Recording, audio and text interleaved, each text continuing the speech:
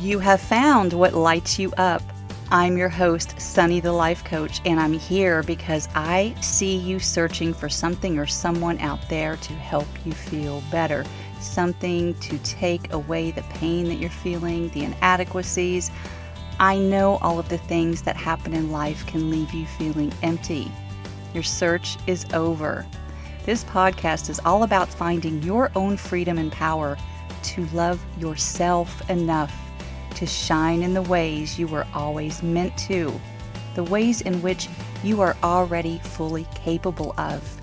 If you're ready for some real talk, some serious truth bombs, and a few F-bombs, you are in the right place. Let's do this. Let's get lit.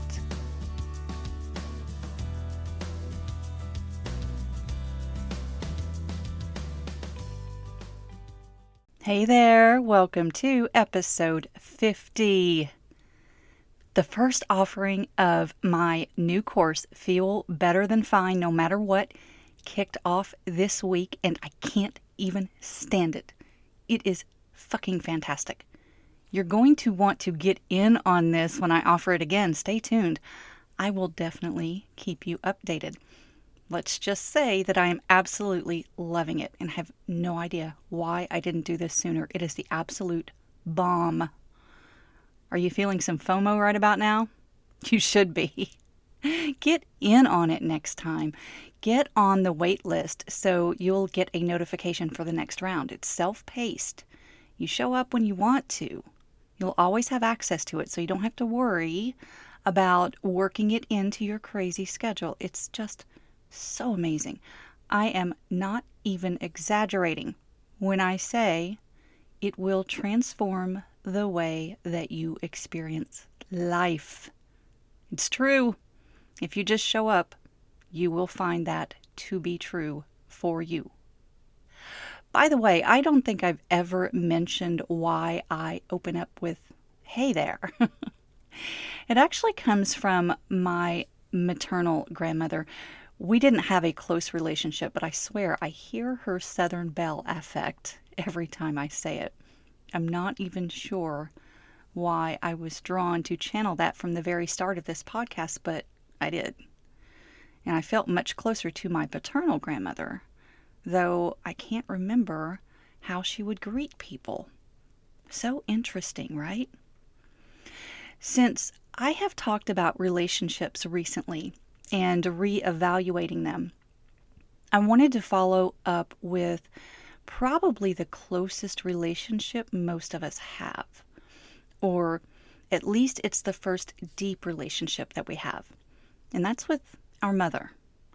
Now, I do understand that some of us may not have had a traditional maternal influence. Perhaps you were raised by a grandmother, another family member, someone else entirely.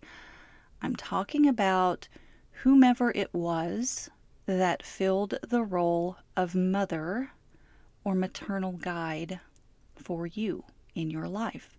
Because regardless, there is one thing that we can't deny. We all have a mother.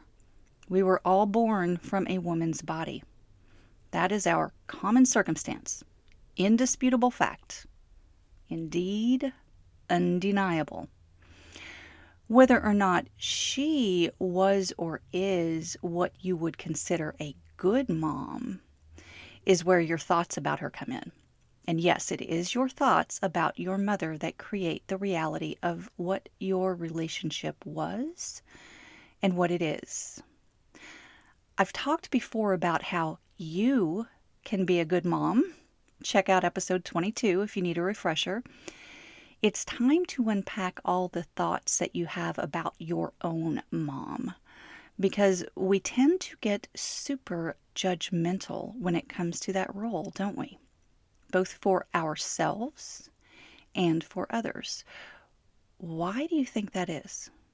Seriously, I've been wondering this for some time.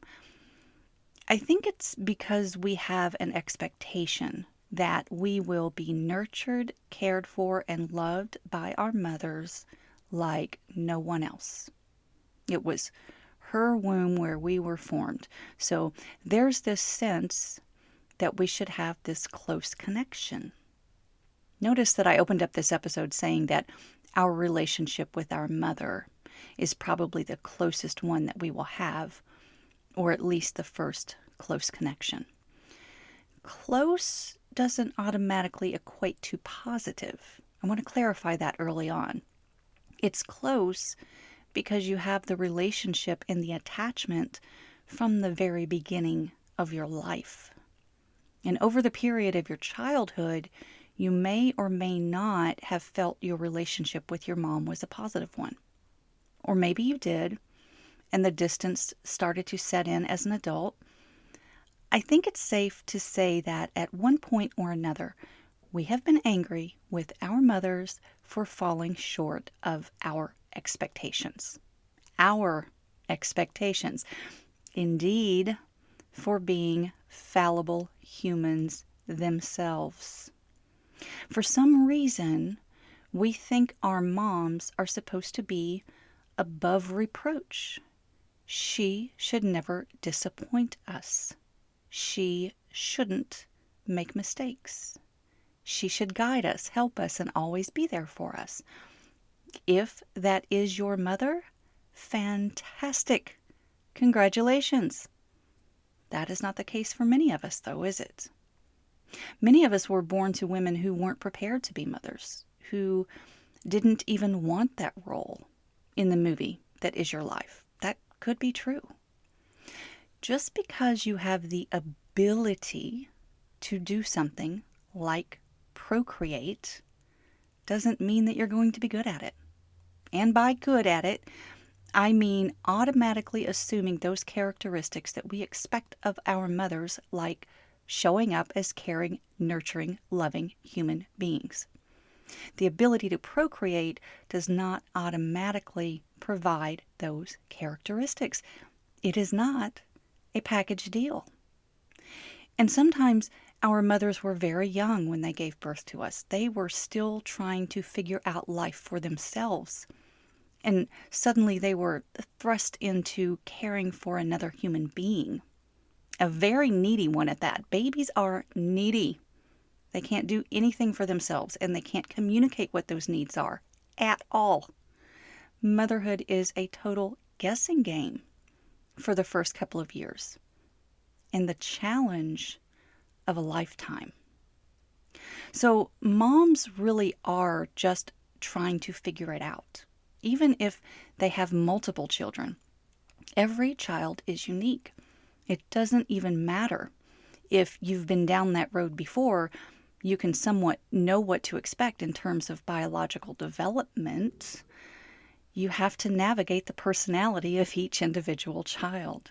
Just stop and look through the lens of your mother for a minute or two. Try that. What do you imagine she thought or felt with the tiny, helpless, needy version of you? It's fascinating for me to take that perspective on.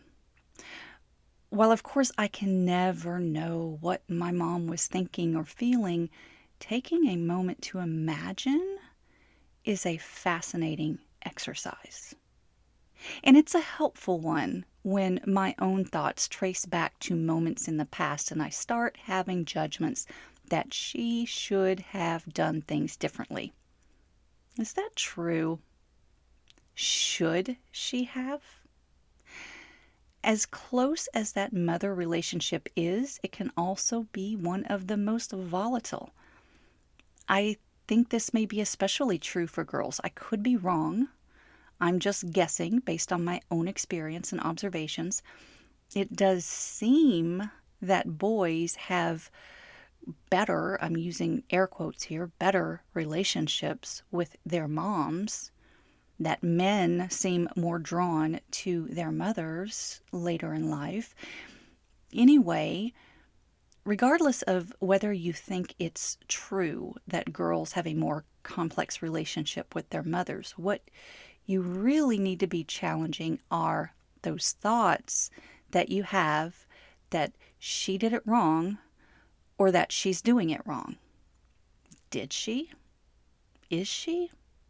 Is that true? Here's where offering up the concept that everything happens the way it's supposed to is very helpful, because you can take on the thought that the things your mom did or didn't do have scarred you for life, or you can take on the thought that she was doing the best she could and you learned lessons from her, from your experience with her. Maybe she had a very strong sense of who she was, and she didn't care what anyone else thought about it. Let's say that showed up in the way that she dressed, for example. She didn't pay attention to fad or fashion. She wore what she wanted to and what she liked.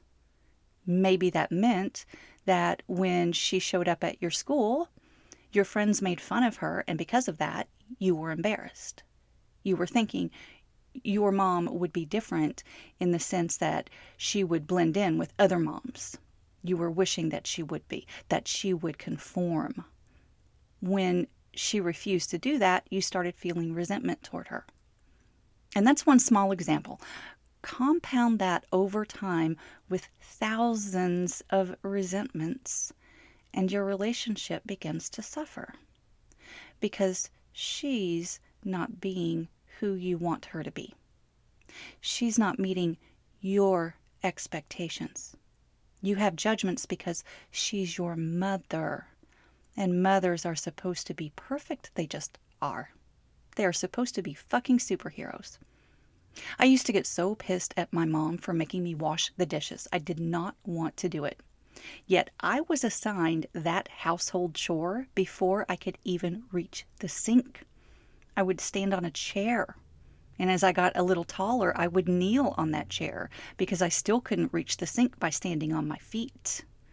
And by the time I was, in fact, tall enough to stand on the floor and reach the sink, it seemed like all of my friends' moms were buying dishwashers, automatic dishwashers.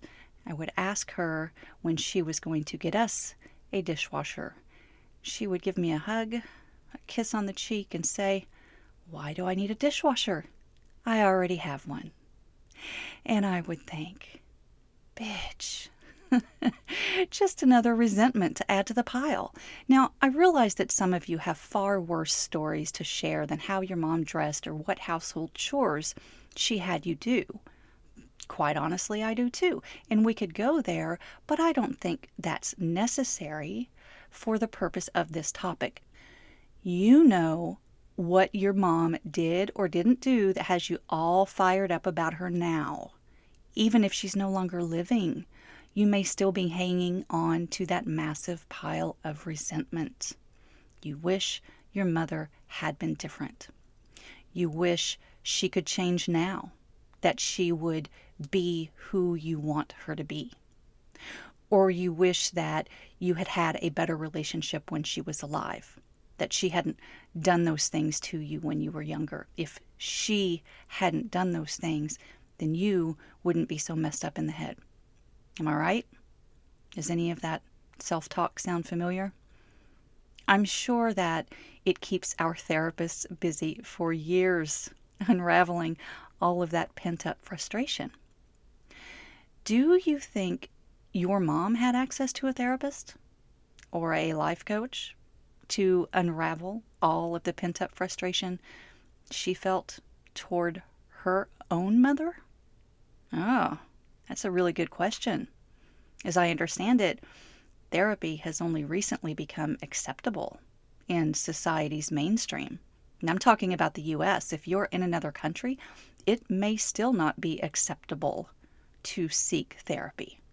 It may not have been affordable. In the coaching industry, it's still developing. Really, it is still in its infancy. So think about that too. Bring the generational considerations into the mix. Just as healthcare overall continues to improve, mental health and wellness may not have even been a thing that our parents even knew about or had access to. They really had to figure out this life as they went through it. How did they learn right from wrong? Who were their teachers, their guides? What kind of resources did they have? What kind of education did they receive? How much love and support were provided to them? Yes, those are all factors in how we develop as humans. That means your mother too. Perspective does help. Even if you don't know the full story, and of course, you'll never know the full experience, just giving yourself some space to allow your imagination to kick in can be helpful with that perspective. Now, I've mentioned this little trick before. It's something that I like to use a lot, and it's the power of my own imagination to ask, what if my initial perception isn't reality? Even better, what if my learned perception, honed over many years of thinking the same thoughts over and over to the extent that it becomes my truth, what if that isn't actually true? Of course, the relationship that you have created with your mother is like any other in the sense that you do have the choice whether you want to keep it the way that it is or explore alternatives. Yes, notice that I said the relationship that you have created. I'm going to keep driving that point home. Any relationship that you have with another person originates from your thoughts about them. And I am fully aware of our tendencies to say, well, she was wrong. She shouldn't have done those things or said those things. She shouldn't have treated me that way. If she had been different, she would be more deserving of my love. I'm fully aware of that tendency because I've carried it for a long time myself. And I'm here to tell you, wishing your mother had been different, wishing that she had shown up every single minute of every single day in such a way that she matched your expectations. You know, those things that you've created in your mind? It's not the path to freedom.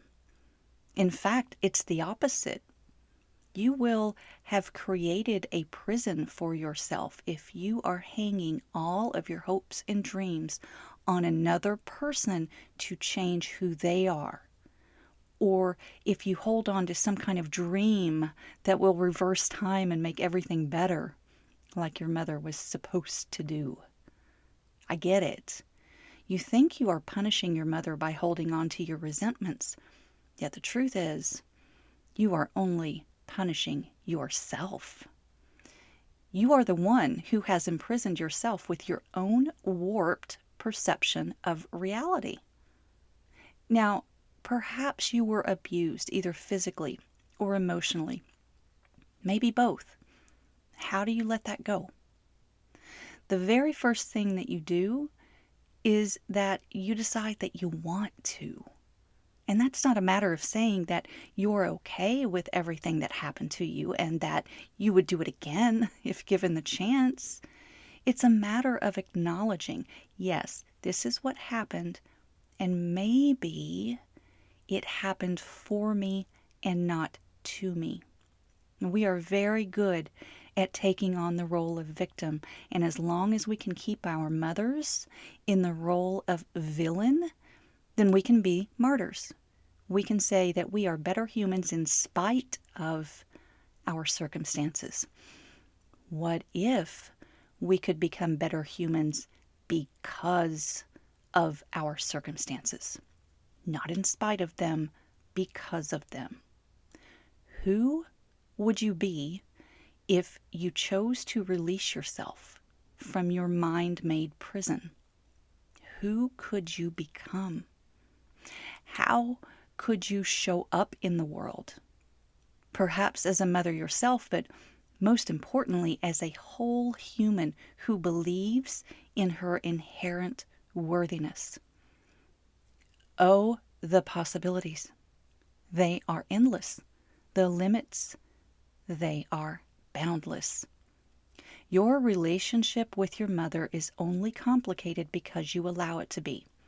Because somewhere along the way on your journey, you have decided to give your power over to another human's ability to parent the way you think they should. That's your truth bomb. Your relationship with your mother is only complicated because you allow it to be, because somewhere along your own journey, you have decided to give your power over to another human's ability to parent the way that you think they should or should have. Going back to that concept of exploring your own perceptions, have you considered what your mom's relationship with her own mother was like? What do you even know about that? Maybe she was, in fact, doing the best she could with what she knew, what she was taught, how she was raised. Perhaps with that perspective, she actually did do better. Perhaps she learned a whole book's worth of things not to do based on her own experiences, and perhaps she did the best she could with that knowledge, with those learned experiences. Yes, perhaps she did do better. Perhaps she did the best she could. That's possible. And allowing that possibility to exist in your mind is another step toward freedom. And here's the best part. Your mother doesn't have to be involved in this process. This is your process. Remember, this is your mind. It is both your prison and your path to freedom, your mind. So if your mother is no longer living in human form, you can still choose to change your relationship with her. You can have a real conversation with her or an imaginary conversation. Either way, you have the power of choice as to whether or not you want to continue to allow the things that she did to you as a child or even as an adult to direct or dictate the way you feel about yourself and your inherent worthiness. What if the way that everything happened is exactly as it was supposed to happen? What if there are no accidents? What if?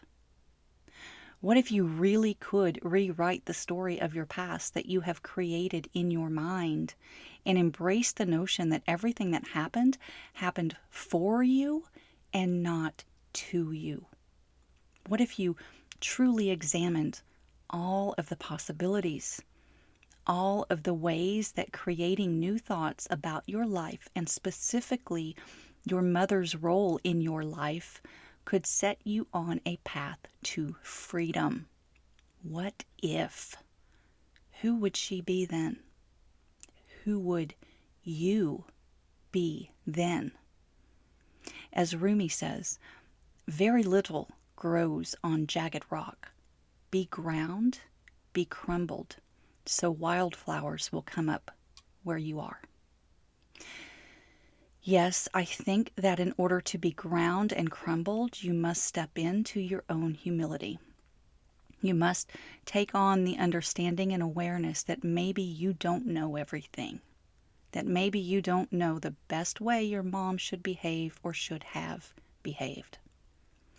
Just as we put our mentors and our political, societal, or religious leaders on a pedestal, we do the same with our mothers. We have this idea that they should be all-knowing and flawless. And we create our own disappointment and resentments when they fail to meet our expectations. Forgiving your mother for being a fallible human being is not about letting her off the hook. It's about letting yourself off the hook. You don't have to remain in that prison. That's the beauty of being an empowered human. You have the ability to open that door and step into the light of your new truth at any time. That is your power. That is your freedom. Forgiving your mother is releasing yourself from pain. It is the greatest gift. Trust me. If this episode speaks to you, please take just a moment to rate it and write a review on Apple Podcasts. Doing this will help others find it too. And check the show notes for the link to get on my wait list for the next round of my course, Feel Better Than Fine No Matter What. Do it. Light up. Shine on.